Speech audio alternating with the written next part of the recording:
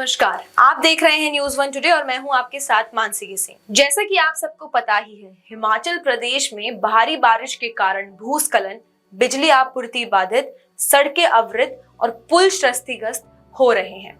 इससे पहाड़ी राज्य में टूरिज्म सेक्टर बुरी तरह प्रभावित हुआ है। मीडिया रिपोर्ट्स ने बताया है कि धर्मशाला से मैक्लोडगंज तक राष्ट्रीय राजमार्ग कई जगहों पर बुरी तरह क्षतिग्रस्त हो गया है। इस बीच राज्य आपदा प्रबंधन प्राधिकरण ने 24 जून को हिमाचल प्रदेश में दस्तक देने के बाद से मॉनसून ने अब तक 187 लोगों की जान ले ली है। हिमाचल में ऐसी कितनी जगह है जहां लोग घूमने अक्सर आया करते हैं।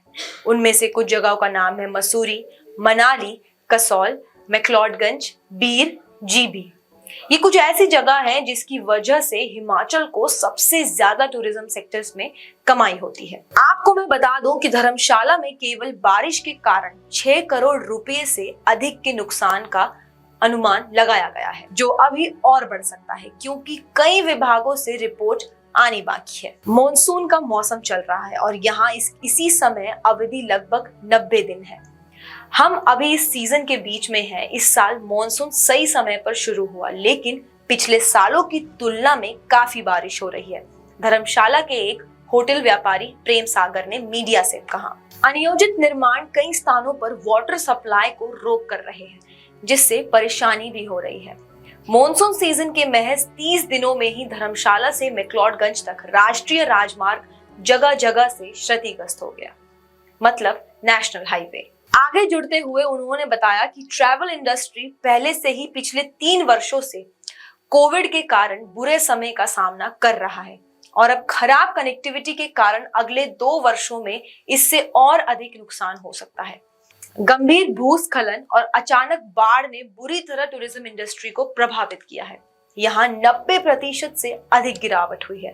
कोविड-19 के महामारी के बाद टूरिस्ट इंडस्ट्री उभर रहा था और 2023 की पहली छमाही में 1 करोड़ 6 हजार टूरिस्ट की आवाजाही दर्ज की गई, लेकिन जुलाई के महीने में भारी बारिश और बाढ़ के कहर के कारण टूरिस्ट की संख्या बहुत कम रही और हजारों बुकिंग कैंसिल भी कर दी गई। हाल ही में मॉनसून के प्रकोप के बाद हिमाचल प्रदेश में होटल सेक्टर लगभग 0% होने के कारण होटल एसोसिएशन ने टूरिस्ट को लुभाने के लिए कमरे के किराए पर 50% की छूट, मतलब डिस्काउंट की घोषणा की है। और एक मंत्री ने कहा कि अब राज्य की यात्रा करना सुरक्षित है। Himachal Pradesh state disaster management के मुताबिक अब तक 34 लोग लापता हैं और 215 लोग घायल हुए हैं।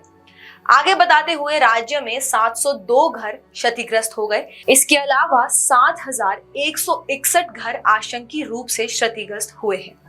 बारिश और बाढ़ के कारण 241 दुकानें क्षतिग्रस्त हो गई हैं, जबकि 2218 गौशालाएं क्षतिग्रस्त हो गई है। Himachal Pradesh state disaster management ने कहा है कि अब तक 5620.22 करोड़ रुपए के नुकसान का अनुमान लगाया गया है। HPSDMA ने कहा, राज्य में भूस्खलन की 72 घटनाओं के अलावा अचानक बाढ़ की 52 घटनाएं हुई हैं। 3 राष्ट्रीय राजमार्गों सहित 650 से अधिक सड़कें बंद हैं। हिमाचल प्रदेश के मुख्यमंत्री सुखविंदर सिंह सुक्खू ने कहा था कि राज्य ने पिछले 75 वर्षों में सबसे भीषण बारिश और बाढ़ आपदाओं का सामना किया है। उन्होंने ये भी कहा कि बारिश से हुई क्षति के कारण राज्य को 8000 करोड़ रुपए तक का नुकसान हो सकता है। एक अन्य रिपोर्ट ने यह भी बताया है कि लगातार बारिश के कारण शिमला जिले के ननखरी और कोटगढ़ इलाकों में कई घरों के डूबने का खतरा है। अब हमें देखना यह है कि किस तरह हिमाचल सरकार हिमाचल के टूरिज्म सेक्टर के लिए क्या सहायता करती है, क्योंकि अगर सब कुछ ऐसी रहा तो हिमाचल में बेरोजगारी की लाइन बढ़ती जाएगी और जिस तरह हिमाचल भारत के लिए टूरिज्म का सबसे महत्वपूर्ण क्षेत्र है, फिर वो भी नहीं, वो रह जाएगा। आपकी इस खबर में क्या राय है, हमारे कमेंट बॉक्स पर जरूर बताइएगा। तब तक के लिए देखते रहिए न्यूज़ वन टुडे।